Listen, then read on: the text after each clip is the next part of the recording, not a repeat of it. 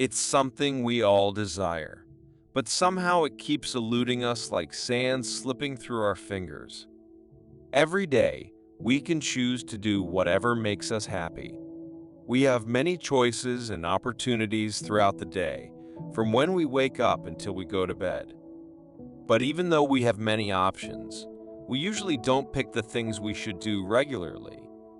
We might go to the gym after work, and we might even ignore the vending machine, even if we are hungry, but we most likely won't do everything on the list of things we should do.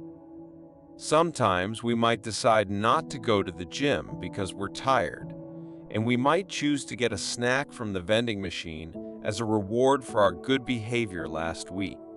If we know how to get fit, start a business, write a book, improve our relationships, quit smoking, or do other things we want to do, why do we often not take action?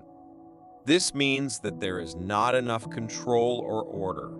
Stoicism is an old type of Greek philosophy that was created more than 2,000 years ago in ancient Athens.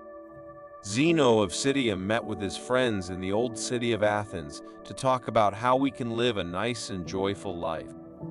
The ancient Greeks found solutions to these questions and created Stoic philosophy, which is still followed today. But how does any of this connect to discipline and supporting me in sticking to my gym routine of going 4 days a week? Well, I'm happy you asked. The Stoics have some basic principles that help us organize and examine our thoughts. They do this in a way that exposes the excuses we use to justify being undisciplined. In simpler terms, we will discuss 4 rules that the Stoics followed to become better individuals who consistently made good choices, even when they felt lazy, unsure, or uncomfortable. These are the dichotomy of control, the path of virtue, the art of acceptance, mindfulness. It's something we all desire, but it's also something that constantly eludes us, like sand slipping through our fingers. Every day, we all can choose to do whatever we want. Many things can happen each day, from morning to bedtime. However, despite having many options, we often fail to consistently choose to do things that we know are the right actions. We might go to the gym after work, and we might even walk by the vending machine, even if we are hungry. But we probably won't do everything on the list of things we are supposed to do. Sometimes we might skip going to the gym, especially after a tiring day. We might also treat ourselves to something from the vending machine as a reward for being well-behaved the previous week. If we have a clear understanding of what we need to do to become fit, start a business, write a book, have better relationships, quit smoking, or achieve any other goals we want, why do we still struggle to take action? This means that there is not enough control or self-control. Stoicism is an old type of Greek philosophy that was created in ancient Athens over 2,000 years ago. Zeno of Citium met up with his fellow people from Athens in the old city to talk about how we can have a good and joyful life. The ancient Greeks had some answers to these questions, and it led them to come up with Stoic philosophy. People still follow and practice this philosophy today. But how does all of this relate to discipline and helping me stick to my 4-day-a-week gym routine? I'm happy that you brought it up. The Stoics have some basic ideas that help to organize and challenge our thoughts. They help us see through the excuses we make and the stories we tell ourselves to justify not being disciplined. In this text, we will discuss 4 guidelines that the Stoics followed to become better individuals, even when they felt lazy, doubtful, or uncomfortable. Before we talk about these rules, let's make sure we understand what we mean by discipline. The word tyrant is frequently used to describe someone who has a lot of power and treats others unfairly. We hear it a lot when we get in trouble for doing the wrong thing or not doing the right thing. It's a word that means we must do what we're told, ignore our own wants, and always follow the rules we set for ourselves. Because of this, many people avoid it. It is easier to ignore the need to have self-control and continue with our usual habits, rather than making an effort to change our behavior and resist the temptation to go back to the couch, watch Netflix, and order pizza. Instead of seeing discipline as a strict ruler, we can think of it as a helpful friend. It helps us feel good, shows us how to be happy for a long time, and helps us use our strengths. It's something you can get better at over time, and the more you practice, the easier it becomes to become really good at it. In simple terms, discipline means choosing one way instead of another. When we choose a particular path on purpose, we are making choices in line with our most important beliefs and leading ourselves towards our desired goals. Without it, we could end up moving around without a proper direction or purpose in life, getting easily distracted by short-lived wants, sudden urges, and strong emotion. With it, we can find our way better because we can handle distractions and obstacles more easily. In simple words, discipline means not giving in to our immediate desires and cravings. It helps us break free from impulsive actions and thoughts that can take us down a path we didn't choose. It's not about denying ourselves comfort and pleasure, but rather gaining control over our lives. The dichotomy of control. Epictetus was a philosopher who believed in the idea of the dichotomy of control. He said that there are some things in our lives that we can control and other things that we cannot control. There is no middle ground. Epictetus said that the only things we can truly control are our thoughts, actions, beliefs, and judgments. We can't control anything else. This means that it includes things like what other people do and believe, the weather, the traffic, how well the economy is doing, the time, and how healthy your body is. He said that when we understand this difference, we can concentrate on the parts of life that we can control. This will make us better at what we do and more confident and resourceful. When we make mistakes, we don't know what we have control over and what we don't. As a result, we end up wasting our time trying to change things that we don't have the power to change. As a result, we may end up feeling upset, angry, and unhappy. So why does this connect to discipline? Well, when we can separate things into these two groups, we can easily figure out whether outside factors are stopping us or if the obstacles to changing our behaviors come from within ourselves. If something is coming from outside, we should accept it and find ways to use our decisions and our way of thinking to overcome it. For instance, if we want to get fit but there is no gym near our home, we may need to get some simple exercise equipment. If we don't have money, we can search online for exercises we can do at home without equipment. When we come across something that gets in our way from the outside, we should start by looking inside ourselves and find ways to act or think differently to overcome it. If we encounter problems within our own organization, it presents a new and separate challenge for us. Sometimes, we don't have self-control because of our thought process. Many people often make up stories to justify impulsive and passionate behavior. Our mind tricks us into not thinking rationally when we desire something strongly. In this situation, we need to learn how to understand ourselves. When we are self-aware, we can notice ourselves doing something. When we notice that we are doing something, we can start to notice how we usually think. When we see these patterns, we can find parts of our mindset that need to be changed. We are responsible for anything inside the circle we have control over. The path of virtue. The Stoics thought that being good and doing what is right is the only good thing, while behaving in ways that go against being good is the only bad thing.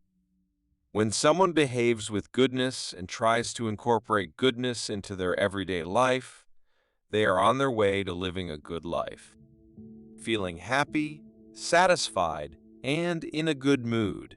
However, if someone gives up being good and lets their desires distract them from doing the right thing, they will feel guilty, painful, jealous, and other bad emotions that make them lead an unhappy and painful life. The Stoics believed in four main qualities that could help people lead a good life. To the Stoics, there were four core virtues that could be used as a compass to guide a good life. They are wisdom, temperance, courage, justice. Wisdom, according to Stoicism, means not just understanding things in your mind, but also knowing how to use that knowledge in real life.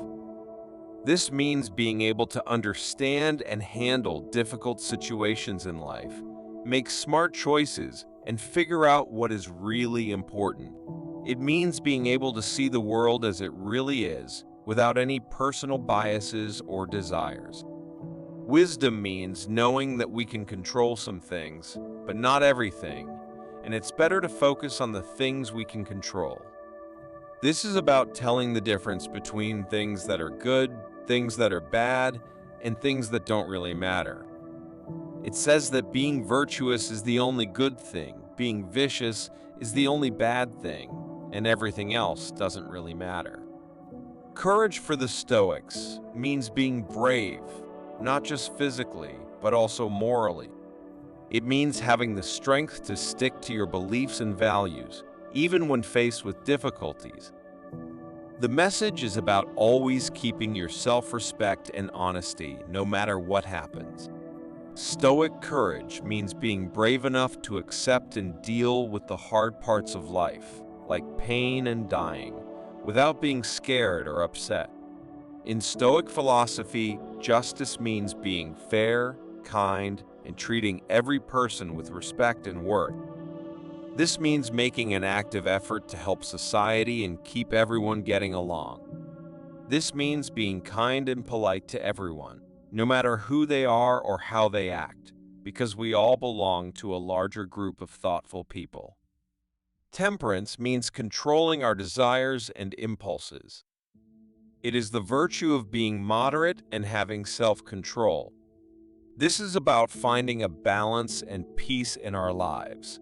Temperance means controlling our desires and feelings so they don't take over our behavior. Instead, we react to them calmly and thoughtfully, which helps us grow as individuals and keep others happy. When we show these good qualities in our actions, we not only become more successful, but we also move towards a happier and better life. The art of acceptance. The Stoics strongly believe that accepting things as they are is a crucial component of any personal philosophy. But how does accepting things, which may seem like not doing much, actually help when you're trying to develop discipline? To understand this connection, let's first examine acceptance as an intentional effort rather than just giving up on our circumstances and the world. In Stoicism, acceptance means understanding and facing the truth about reality. It's not about giving up or staying idle, but about recognizing things as they are and moving forward with that understanding. Instead of complaining and wishing the world was different, acceptance requires us to take action based on what is real. Some things are the way they are, and it can be helpful to accept them without getting upset. This can prevent unnecessary frustration and help you feel calm and strong. Discipline means consistently doing certain things that help us stay on track with our goals and values. Accepting things as they are helps us stay committed to our goals, even when we face difficulties. When we accept something, we don't spend time thinking about the obstacle. Instead, we understand it, accept it, and figure out how to overcome it. For example, think about how people work hard to stay physically fit. Unexpected situations, like getting hurt or having a sudden change in our daily routine, can mess up our plans. However, by accepting the situation, we change our attention from the event that we cannot control, such as an injury or change, to what we actually have control over, which is how we respond to it. We can change our exercise routine, adjust to the new situation, and keep working hard to stay fit. Acceptance helps to develop the ability to adapt and bounce back from challenges, which is a key aspect of discipline. Additionally, embracing acceptance assists in staying consistent with discipline by aiding in controlling our emotional responses. Disappointments or setbacks can make us feel bad and cause us to stop following our regular schedules. But when we accept things, we can see these strong feelings without letting them ruin our self-control. We learn to allow our feelings without letting them control what we do, so we become more disciplined. Mindfulness.